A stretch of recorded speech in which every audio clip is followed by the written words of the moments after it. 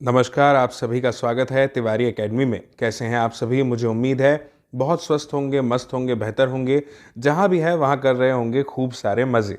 बच्चों, आज हम क्या बात करने वाले हैं? कक्षा 5 में हिंदी की पाठ्य पुस्तक है और उसका अध्याय है 12। इसका शीर्षक है गुरु और चेला। यह एक कविता है जो सोहनलाल द्विवेदी ने लिखी है, अंधेर नगरी के बारे में। तो चलिए पढ़ते हैं इस कविता को। बहुत ही मज़ेदार कविता है और मैं आपको आज इसका अर्थ समझाने वाला हूँ। बहुत मज़ा आएगा। और इस कहानी के अंत में एक छोटी सी कथा भी है। कथा का शीर्षक है बिना जड़ का पेड़। तो चलिए दोनों को क्रम से समझते हैं। सबसे पहली पंक्ति में लिखा है बच्चों कि गुरु एक थे और था एक चेला, चले घूमने पास में था न धेला। यानी एक गुरु थे और एक था उनका शिष्य, उनका चेला। दोनों साथ में घूमने के लिए निकल गए पास ही में, और उनके पास में एक भी धेला नहीं था, यानी एक भी रुपया या एक भी पैसा उनके पास में नहीं था। ऐसे ही घूमने के लिए वो निकल गए, चल पड़े। आगे लिखा है, चले चलते चलते मिली एक नगरी, चमाचम थी सड़कें, चमाचम थी डगरी। और जब वो आगे बढ़ने के लिए निकले घूमने, तो पास ही में चलते चलते उन्हें एक नगरी मिली, एक नगर मिल गया। और वहां पे वो देखते क्या है बच्चों कि वहां की जो सड़कें हैं वो बहुत ही चमाचम है, यानी चमक रही हैं, और पूरा का पूरा रास्ता जो है वह चमक रहा है। आगे फिर क्या होता है देखिए। मिली एक ग्वालिन धरे शीश गगरी, गुरु ने कहा तेज ग्वालिन न भगरी। फिर आगे एक ग्वालिन मिल जाती है। ग्वालिन मतलब आप समझते हैं ना बच्चों, आपने ग्वाल शब्द सुना होगा। गाय भैंसों को पालने वाले, है ना, उनसे दूध निकालने वाले, इन लोगों को कहा जाता है। अब यहाँ पे लिखा है कि मिली एक ग्वालिन धरे शीश गगरी। एक ग्वालिन मिल जाती है यहाँ पे गुरु और चेले को सामने, जिसके शीश यानी सिर पर एक गगरी जो है वो भरी होती है। और गगरी को देखते ही, ग्वालिन को देखकर जो गुरु है वो कहते हैं कि अरे ग्वालिन रुको, इतना तेज तेज कहाँ भागी जा रही हो, है ना। कोई भी जैसे हमें कहीं मिल जाए अनजान जगह में बच्चों, हमें उनसे कुछ पूछना हो और वो चल रहा हो तेज गति से, तो हम नहीं बोलते हैं कि भैया रुको थोड़ा, हमें पहले बताओ। तो बस वैसा ही गुरु ने कहा कि तेज ग्वालिन ना भगरी। आगे लिखा है, बता कौन नगरी बता कौन राजा, कि जिसके सुयश का यहाँ बजता बाजा। अब गुरु क्या पूछ रहे हैं बच्चों उस ग्वालिन से कि ग्वालिन बताओ कि यहाँ पे इस नगरी का राजा कौन है और ये नगरी का नाम क्या है, और वो कौन राजा है जिसके सुयश का यहाँ बाजा बजता है, यानी जिसके सुयश का गुणगान होता है। सुयश यानी बच्चों कीर्ति, जिसका नाम हो यहाँ पर। तो अब देखो बच्चों ग्वालिन क्या जवाब दे रही है। कहा बढ़ के ग्वालिन ने महाराज पंडित, पधारे भले हो यहाँ आज पंडित। अब ग्वालिन कह रही है कि अच्छा हुआ महाराज पंडित जी कि आज आप जो है यहाँ पे आज पधारे हो, ये बहुत ही अच्छी बात है। अब ग्वालिन जवाब देगी। क्या जवाब दिया ग्वालिन ने बच्चों? यह अंधेर नगरी है अनबूझ राजा, टके सेर भाजी टके सेर खाजा। अब ग्वालिन का जवाब बड़ा मजेदार है। ग्वालिन कह रही है बच्चों कि इस नगरी का नाम पूछते हो तो इस नगरी का नाम है अंधेर नगरी, और राजा का नाम पूछते हो तो राजा का नाम है अनबूझ राजा। और यहाँ के बारे में वो बता रही है कि यहाँ पे जो भाजी है वो एक सेर मिलती है एक टके की, और टके सेर खाजा। यानी ये कुछ इशारा करना चाह रही है गुरु को, है ना, कि यहाँ पे सब कुछ जो है वो 1 रुपए में या 1 टके में मिलता है। आगे देखिए क्या लिखा है। गुरु कह रहे हैं, गुरु ने कहा जान देना नहीं है, मुसीबत मुझे मोल लेना नहीं है। न जाने कि अंधेर हो कौन क्षण में, यहाँ ठीक रहना समझता न मन में। अब देखो जैसा कि बच्चों आप यहाँ पर चित्र में देख रहे हैं कि ये गुरु है और ये चेला है, दोनों अलग अलग रास्ते पर जाते हुए दिखाई दे रहे हैं। तो गुरु कहते हैं कि भैया अब मेरे को तो यहाँ पे अपनी जान तो देनी नहीं है रुक करके, मुझे नहीं मुसीबत को मोल लेना है। मैं समझ गया यहाँ पर ये अंधेर नगरी है, अनबूझ राजा है। अंधेर नगरी मतलब जहाँ पे कोई भी न्याय नहीं होता ईमानदारी से, अंधेर है सब तरफ, कोई भी कुछ भी कर रहा है जिसके जो मन में आया वैसा। तो गुरु ने कहा कि भैया न जाने कि अंधेर हो कौन क्षण में, इस अंधेर नगरी में पता नहीं कब अंधेरा हो जाए, यहाँ ठीक रहना समझता न मन में। और मैं अपने मन में ऐसा समझता हूँ कि यहाँ पे ठीक रहना उचित नहीं है, सही नहीं है। और वो जाने के लिए होते हैं। लेकिन आगे क्या लिखा है, गुरु ने कहा किंतु चेला न माना, गुरु को विवश हो पड़ा लौट जाना। अब गुरु ने मना किया चेले को भी कि यहाँ नहीं रुकते, लेकिन चेला नहीं माना भैया। चेला बोलता है कि नहीं, वो तो यहीं रुकेगा। तो फिर आखिर में क्या हुआ, गुरु विवश हो गए, मजबूर हो गए और वो लौट गए। अब आगे लिखा है, गुरुजी गए रह गया किंतु चेला, यही सोचता हूँगा मोटा अकेला। अब उसके बाद में गुरुजी तो चले गए और चेला यहीं पर रह गया। अब यहाँ पे जो है ये बात सोचने में आती है। आगे लिखा है बच्चों, चला हाट को देखने आज चेला, तो देखा वहां पर अजब रेल पेला। अब हाट मतलब होता है बच्चों बाजार। बाजार में जैसे ही चेला जाता है तो वहां पे ना वो अलग सी रेल पेल देखता है। उसे थोड़ा अचंभा भी होता है, थोड़ा अनोखापन भी लगता है। अब आप कह रहे होंगे या सोच रहे होंगे कि ये अचंभा क्यों हुआ उसे। तो वो इसलिए हुआ क्योंकि यहाँ पे देखिए क्या लिखा है आगे, टके सेर हल्दी टके सेर जीरा, टके सेर ककड़ी टके सेर खीरा। यानी जितनी भी चीजें हैं वो सब 1 टके सेर में मिल रही है। 1 टके सेर में हल्दी मिल जा रही है 1 रुपए में 1 किलो, 1 रुपए में 1 किलो जीरा मिल रहा है, ककड़ी मिल रही है, खीरा मिल रहा है। तो सभी का दाम समान है। टके सेर मिलती थी रबड़ी मलाई, बहुत रोज उसने मलाई उड़ाई।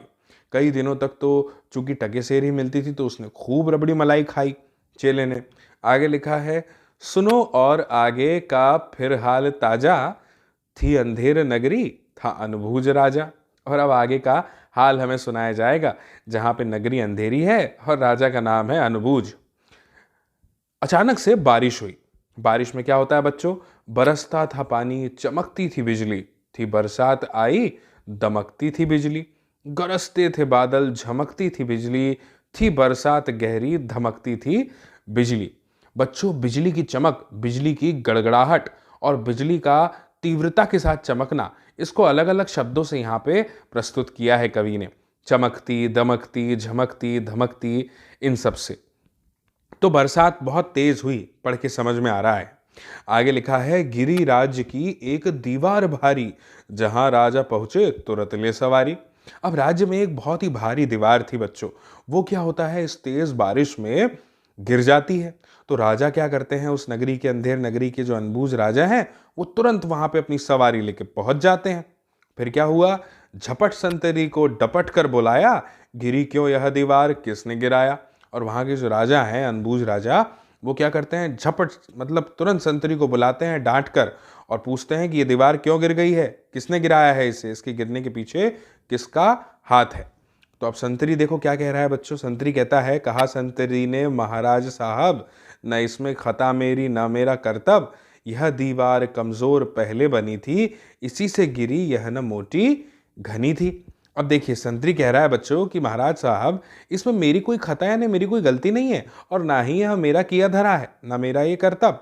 यह दीवार तो इसलिए गिर गई है क्योंकि ये पहले जब बनी थी ना, तब यह बहुत ही मोटी और घनी बिल्कुल भी नहीं थी, पतली सी थी, कमजोर थी, इसलिए गिर गई। और आगे कहता है, खता कारीगर की महाराज साहब, न इसमें खता मेरी या मेरा करतब। और अब संतरी कह रहा है कि जो कारीगर है, जिसने इसे बनाया है, उसकी ये गलती है, इसमें मेरा कोई कर्तव्य नहीं है। बुलाया गया कारीगर झट वहां पर, बैठाया गया कारीगर झट वहां पर। अब जब संतरी की ये बात सुनी तो महाराज ने आदेश दिया होगा कि कारीगर को बुला के लेके आओ, जिसका यह दोष है, जिसकी वजह से ये हुआ है। तो तुरंत कारीगर को बुलाया गया और उसे वहां पे बिठाया गया। कहा राजा ने, अब राजा कह रहे हैं बच्चों, कहा राजा ने कारीगर को सजा दो, खता इसकी है आज इसको कजा दो, यानी इसकी खता है, इसकी गलती है, इसे सूली पर लटका दो। अब कारीगर भी चुप नहीं रहेगा बच्चों, है ना। तो कारीगर ने कहा कारीगर ने जरा की न देरी, यानी ऐसा सुनते ही कि इसको कजा दे दो, जब उसने देखा बच्चों कारीगर ने कि राजा तो मुझे सजा देने की बात कर रहे हैं, तो तुरंत कह दिया बिना देर किए कि महाराज इसमें खता कुछ न मेरी, इसमें मेरी कोई गलती नहीं है। आगे कहता है, यह भिष्टी की गलती, यह उसकी शरारत, किया गारा गीला उसी की है गफलत। अब भिष्टी मतलब जो तराई करने वाला होता है ना बच्चों, जब भी सीमेंट से कुछ स्ट्रक्चर बनाया जाता है, निर्माण होता है, तो नहीं पानी वगैरह डालते हैं, तो पानी डालने वाले की बात हो रही है कि किया गारा गीला उसी की यह गलफत, जो मिस्त्री उसने गारा गीला कर दिया। तो कहा राजा ने, जल्द भिष्टी बुलाओ, पकड़कर उसे जल्द फांसी चढ़ाओ। चला आया भिष्टी, हुई कुछ न देरी, कहा उसने इसमें खता कुछ न मेरी। अब भिश्ती भी आ गया और कहता है कि इसमें मेरी कोई भी गलती नहीं है। यह गलती है जिसने मशक को बनाया, कि ज्यादा ही जिसमें था पानी समाया। अब यह गलती तो उसकी है महाराज जिसने मशक, यानी जिसमें पानी भर के डाला जाता है ना बच्चों, आप समझ लीजिए चमड़े का एक थैला, तो जिसने ये बनाया है उसी की गलती है, क्योंकि उसी की वजह से इसमें ज्यादा पानी समाता था। तो फिर मशक वाला आया, हुई कुछ न देरी, कहा उसने इसमें खता कुछ न मेरी। अब मशक वाला भी आ गया बच्चों, और वो भी कहता है कि अब इसमें मेरी भी कोई गलती नहीं है। क्यों ऐसा कह रहा है वो? आगे लिखा है, यह मंत्री की गलती है, मंत्री की गफलत, उन्हीं की शरारत उन्हीं की है हिकमत। अब वो जो मशक वाला है बच्चों, वो आया और आकर के उसने क्या किया, मंत्री पर जो है दोषारोपण कर दिया। उसने कहा कि मंत्री की वजह से हुआ है ये, उन्हीं की शरारत है, उन्हीं का करामात है, उन्हीं का किया धरा है। आप देख रहे हैं कैसे एक से दूसरे पे इल्जाम जा रहा है।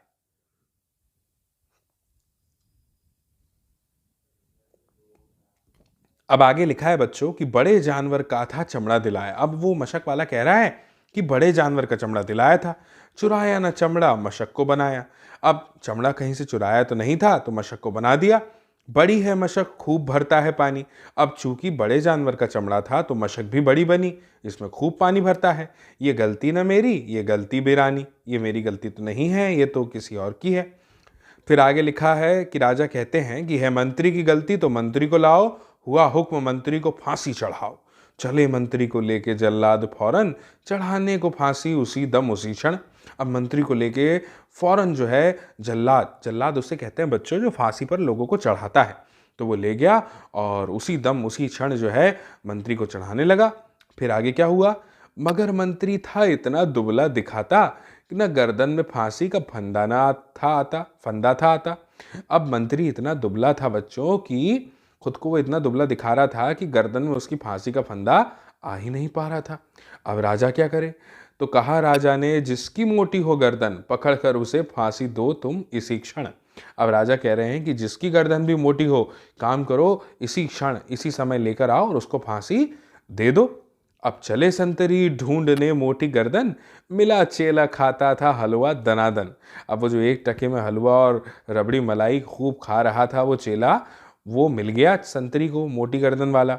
तो संतरी कहते हैं उससे, कहा संतरी ने चले आप फौरन, महाराज ने भेजा न्योता इसी क्षण।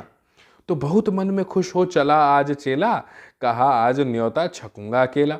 अब संतरी ने उस चेले को देखा और कहा कि राजा ने आपको बुलाने के लिए न्योता भेजा है, इसी क्षण चलना पड़ेगा। अब चेले को लगा कि मुझे राजा ने बुलाया है तो लगता है मेरा सम्मान उम्मान करेगा, कोई बात होगी, तो उसने सोचा कि आज तो न्योता है, अकेले खाऊंगा। मगर आके पहुंचा तो देखा झमेला, वहां तो जुड़ा था अजब एक मेला। अब वहां जैसे ही चेला पहुंचता है तो उसको सब सच्चाई समझ में आ जाती है। फिर आगे क्या होता है, यह मोटी है गर्दन इसे तुम बढ़ाओ, कहा राजा ने इसको फांसी चढ़ाओ। अब राजा कहता है कि हाँ ये मोटी गर्दन का है, चेले को देख के, और कहता है कि इसे तुरंत तुम फांसी चढ़ा दो। तो चेले को जैसे ही ये सब दिखाई देता है तो कहा चेले ने, कुछ खता तो बताओ, कहा राजा ने चुप ना बकबक मचाओ। और अब क्या हुआ, जैसे ही चेले ने कहा कि मेरी गलती तो बताओ, आखिर मुझे फांसी क्यों हो रही है, तो राजा ने कहा बिल्कुल चुप हो जाओ और बकबक मत करो। लेकिन चेला भी बुद्धू नहीं था। कैसे? मगर था न बुद्धू, था चालाक चेला, मचाया बड़ा ही वहीं पर झमेला। कहा पहले गुरुजी के दर्शन कराओ, मुझे बाद में चाहे फांसी चढ़ाओ। अब चेले ने एक मांग कर दी, इसे आप चेले की आखिरी ख्वाहिश मान लीजिए। चेला कहता है बच्चों कि पहले गुरुजी के दर्शन कराओ और उसके बाद में अगर चाहो तो फांसी चढ़ा देना। फिर गुरुजी बुलाए गए झट वहां पर, कि रोता था चेला खड़ा था जहां पर। अब गुरुजी को फिर बुला लिया जाता है राजा के द्वारा, और फिर गुरुजी आते हैं, देखते हैं चेला अकेला खड़ा रो रहा है। गुरुजी ने चेले को आकर बुलाया, तुरंत कान में मंत्र कुछ गुनगुनाया, और उसके बाद में गुरुजी ने चेले के कान में कुछ कहा और उसको बुलाकर अपने पास उसके कान में कुछ मंत्र गुनगुनाया। फिर क्या हुआ बच्चों, फिर झगड़ने लगे फिर गुरु और चेला, मचा उनमें धक्का बड़ा रेल पेला। और फिर अचानक से गुरुजी के कान में बात बोलने के बाद आपस में दोनों झगड़ने लगते हैं, खूब धक्का मुक्की करने लगते हैं। किस बात के लिए? गुरु ने कहा फांसी पर मैं चढ़ूंगा और कहा चेले ने फांसी पर मैं मरूंगा। अब दोनों फांसी पर चढ़ने के लिए लड़ रहे हैं कि पहले मैं मरूंगा, पहले मैं चढ़ूंगा। हटाए न हटते अड़े ऐसे दोनों, छुटाए न छुटते लड़े ऐसे दोनों। और इस तरह से वह अड़ गए बच्चों कि हटाए से भी नहीं हट रहे हैं और छुड़ाने से भी नहीं छूट रहे हैं। बड़े राजा फौरन कहा बात क्या है, गुरु ने बताया करामात क्या है। अब सोचिए, फांसी तो एक सजा है बच्चों, कोई पार्टी तो हो नहीं रही है। तो जब राजा ने देखा कि ये लोग फांसी पर चढ़ने के लिए इतना लड़ रहे हैं, तो आखिर बात क्या है, आखिर ये क्यों फांसी चढ़ना चाहते हैं। तो राजा ने गुरु से पूछा, तो गुरु ने पूरी करामात बताई। क्या बताया? चढ़ेगा जो फांसी मुहूर्त है ऐसी, न ऐसी मुहूर्त बनी बढ़िया जैसी। भाई आज का तो ऐसा मुहूर्त है कि जो आज फांसी चढ़ेगा ना, उसके तो वारे न्यारे हैं। आज तक ऐसा मुहूर्त नहीं आया। वह राजा नहीं चक्रवर्ती बनेगा, यह संसार का छत्र उस पर ही तनेगा। और वो राजा को कह रहा है कि वो सिर्फ राजा नहीं बनेगा, जो भी आज फांसी पर चढ़ आएगा इस मुहूर्त में, वो चक्रवर्ती बनेगा। अब बच्चों, चक्रवर्ती का मतलब होता है जो पूरे के पूरे राज्यों को जीत ले, है ना, चक्रवर्ती। आगे लिखा है, कहा राजा ने बात सचगर यही, गुरु का कथन झूठ होता नहीं है। तो अब राजा कह रहा है कि बात अगर ऐसी सच है और चूंकि गुरु का कथन झूठा तो होता नहीं है, तो कहा राजा ने फांसी पर मैं चढ़ूंगा, इसी दम फांसी पर मैं ही टंगूंगा। और राजा फिर कहता है कि फांसी पर तो इस मुहूर्त में मैं ही चढ़ूंगा, क्योंकि राजा को भी चक्रवर्ती बनने का लालच होता है, और इसी दम फांसी पर मैं ही टंगूंगा। फिर आगे क्या होता है बच्चों? चढ़ा फांसी राजा, बजा खूब बाजा, प्रजा खुश हुई जब मरा मूर्ख राजा। और बच्चों, जैसे ही वो राजा फांसी पर चढ़ जाता है तो खूब बाजे बजते हैं और पूरी प्रजा खुश हो जाती है जब ऐसा मूर्ख राजा जो है वो मर जाता है। बजा खूब घर घर बधाई का बाजा, थी अंधेर नगरी था अनबूझ राजा। और घर घर बधाई दी जाती है, खूब बाजे बजते हैं। ये अंधेर नगरी थी और अनबूझ राजा था। बच्चों, ये कविता लिखी है सोहनलाल द्विवेदी जी ने। मुझे उम्मीद है कि आपको ये समझ में आई होगी। देखिए कैसे जश्न मनाया जा रहा है प्रजा द्वारा। अब बच्चों, समझते हैं एक और छोटी सी कहानी को, जिसका शीर्षक है बच्चों बिना जड़ का पेड़। तो चलिए मैं पढ़ता हूं, ध्यान से सुनिएगा। यहाँ पे पहले पैराग्राफ में हमें बताया है कि राजा के दरबार में एक व्यापारी संदूक के साथ पहुंचा। संदूक तो आप जानते हैं ना बच्चों क्या होता है। संदूक मतलब एक बड़ी सी पेटी होती है, और व्यापारी तो आप समझते हैं क्या होता है, जो व्यापार करता है। तो वो राजा के दरबार में पहुंचता है संदूक लेके, और गर्व से क्या कहता है राजा के सामने कि महाराज, मैं व्यापारी हूं और बिना बीज एवं पानी के पेड़ उगाता हूं। अब सोचिए बच्चों, कितने कमाल की बात है। अगर कोई आपसे आके कहे कि बिना बीज के या बिना पौधे के वो पेड़ उगा सकता है, तो आपको भी आश्चर्य होगा ना। तो बिल्कुल ऐसा ही महाराज के सामने भी हुआ होगा। और आगे देखिए, वो व्यापारी यहाँ पे चुप नहीं हुआ, क्या कहता है, आपके लिए मैं एक अद्भुत उपहार लाया हूँ, लेकिन आपके दरबार में एक से एक ज्ञानी और ध्यानी है, इसलिए पहले मुझे कोई यह बताए कि संदूक में क्या है। अगर बता देगा तो आपके यहाँ चाकरी करने को तैयार हूँ, अगर किसी ने बता दिया तो आपके यहाँ नौकरी करने लगूंगा। अब सोचिए बच्चों, ये तो कमाल की चुनौती लेकर के व्यापारी आया है महाराज के दरबार में। कहता है, पहली बात ही अनोखी कहता है ना बच्चों कि बिना बीज और पानी के पेड़ उगा देगा, और उसके बाद कहता है कि संदूक में आपके लिए उपहार लाया हूं, अगर आपके दरबार में कोई भी मुझे बता दे कि इस संदूक में मैं आपके लिए उपहार में क्या लाया हूं, तो फिर मैं आपके लिए नौकरी करने लगूंगा। अब सोचिए, अब सभासद पंडितों, पुरोहितों और ज्योतिषियों की ओर देखने लगे, लेकिन उन लोगों ने सिर झुका लिए। अब जितने भी सभा के लोग थे, जब सुना कि कोई ज्ञानी हो तो बताओ, तो ज्ञानी का नाम सुनते ही वहां के जितने भी पुरोहित थे, पंडित थे और ज्योतिष थे, उनकी ओर देखने लग गए। लेकिन उन लोगों ने भी क्या किया बच्चों, अपना सर वहां पे झुका लिया। सभी में गोनू झा भी उपस्थित थे। गोनू झा एक व्यक्ति है बच्चों, उन्होंने उसकी चुनौती स्वीकार करना आवश्यक लगा उनको, अन्यथा दरबार की जगहसाई होती। अब गोनू झा ने सोचा कि अगर वो चुनौती स्वीकार नहीं कर लेंगे तो ये दरबार का तो नाम ही बदनाम हो जाएगा, जगहसाई हो जाएगी। बच्चों, गोनू झा ने विश्वास पूर्वक कहा, पूरे विश्वास से, कि मैं बता सकता हूं कि संदूक में क्या है, लेकिन इसके लिए मुझे रात भर का समय चाहिए और व्यापारी को संदूक के साथ मेरे यहां ठहरना होगा। अब संदूक बदला न जाए, इसकी निगरानी के लिए हम रात भर जगे रहेंगे, और व्यापारी चाहे तो पहरेदार भी रखवा सकते हैं। अब देखिए, एक शर्त गोनू झा ने रख दी बच्चों। क्या रखी शर्त? कि मैं बता तो दूंगा कि संदूक में क्या है, लेकिन एक रात के लिए मुझे समय चाहिए और इस रात में व्यापारी को संदूक के साथ मेरे यहाँ पर ठहरना होगा। संदूक को बदला भी नहीं जाएगा और इसकी निगरानी के लिए हम रात भर क्या करेंगे? जगते रहेंगे। व्यापारी चाहे तो पहरेदार भी रख सकता है। अब सभी लोग मान गए बच्चों और व्यापारी गोनू झा के यहाँ चला गया। फिर क्या होता है? रात भर दोनों संदूक की रखवाली करते रहे। रात काटनी थी, इसलिए किस्सा कहानी भी मिलती रही, चलती रही। बातचीत के क्रम में व्यापारी ने कहा, मैं बिना बीज पानी के पेड़ उगा सकता हूं? तो गोनू झा ने कहा, भाई कुछ दिन पूर्व मुझे एक व्यापारी मिला था, उसने भी यही कहा था कि बिना बीज पानी के पेड़ उगाता हूं। पेड़ों में भांति भांति के फूल खिलते हैं, वह भी रात में। क्या आप भी रात में पेड़ उगाकर भांति भांति के फूल खिला सकते हैं? तो उसने अहंकार से कहा, क्यों नहीं, मेरे पेड़ रात में ही अच्छे लगते हैं और उनके रंग बिरंगे फूल देखते ही बनते हैं। यह सुनते ही गोनू झा की आंखों में चमक आ गई और वे निश्चिंत हो गए। अब बच्चों, दूसरे दिन दोनों दरबार में उपस्थित हुए। गोनू झा ने जेब से कुछ आतिशबाजी निकालकर छोड़ी, यानी पटाखे। सभासद एकदम झुंझला गए।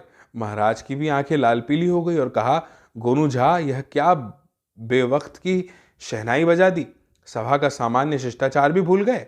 तो गोनू झा ने बच्चों वातावरण को सहज करते हुए कहा, महाराज, सर्वप्रथम धृष्टता के लिए क्षमा चाहता हूं, लेकिन यह मेरी मजबूरी थी। अब बच्चों, आपको तो पता ही है, जैसे कि आपकी स्कूल में कुछ नियम होते हैं, वैसे ही राज दरबार के भी कुछ नियम कानून और कायदे होते हैं। वहां पे ऐसे पटाखे नहीं जलाए जा सकते जैसा कि गोनू झा ने किया। तो इसीलिए राजा ने उससे कहा कि क्या तुम शिष्टाचार भूल गए हो, अनुशासन भूल गए हो? तो गोनू झा ने कहा, वातावरण को बहुत सरल करते हुए कहा कि महाराज, सर्वप्रथम ये जो मैंने अपराध किया है धृष्टता, इसके लिए क्षमा चाहता हूं, लेकिन ये मेरी मजबूरी थी। इसी में व्यापारी भाई के रहस्यमय प्रश्न का उत्तर छुपा है। इसमें ही बिना जड़ के भांति भांति के रंगों में फूल खिलते हैं। अब व्यापारी एकदम से अवाक रह गया।